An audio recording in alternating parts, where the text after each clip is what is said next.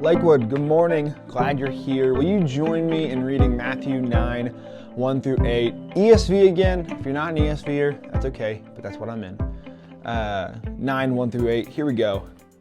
And getting into a boat, he crossed over and came over to his own city. And behold, some people brought to him a paralytic lying on a bed. And when Jesus saw their faith, he said to the paralytic, "Take heart, my son. Your sins are forgiven." And behold, some of the scribes said to themselves, "This man is blaspheming." But Jesus, knowing their thoughts, said, "Why do you think evil in your hearts? For which is easier to say, 'Your sins are forgiven,' or to say, 'Rise and walk'? But that you may know that the Son of Man has authority on earth to forgive sins." He then said to the paralytic, "Rise, pick up your bed, and go home." And he rose and went home. And when the crowd saw it, they were afraid. And they glorified God who had given such authority to men. So I didn't start taking my faith super seriously until later in life, probably like my early college years, I'd say. And because I was kind of later, I just remember the first time I had ever heard about this idea of confession and really took it seriously. I remember hearing it my sophomore year of college, and this idea just utterly terrified me. It scared me to death because I was so assured that if people heard my sins, how imperfect I was, they wouldn't really like me that much.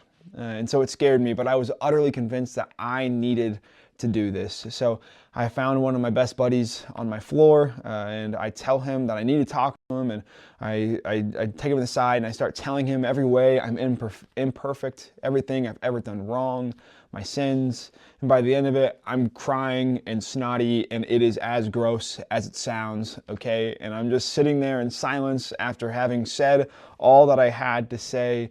And I remember just sitting and thinking like, oh man, he's gonna hate me now, like, oh, this is awful. And all he says is this psalm found in Psalms 103:12, which reads, "As far as the east is from the west, so far has he removed our transgressions from us."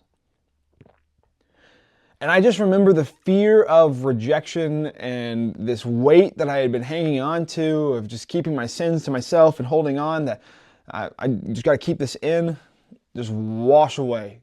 That fear of rejection, just go.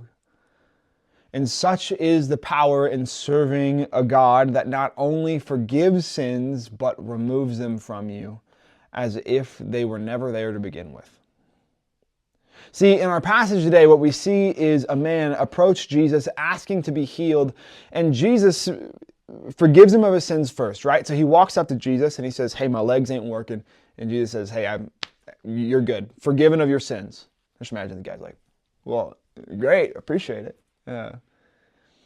But Jesus does this because the reason behind this was that while him being paralytic was awful and a terrible thing that happened in his life, the real problem was his sins.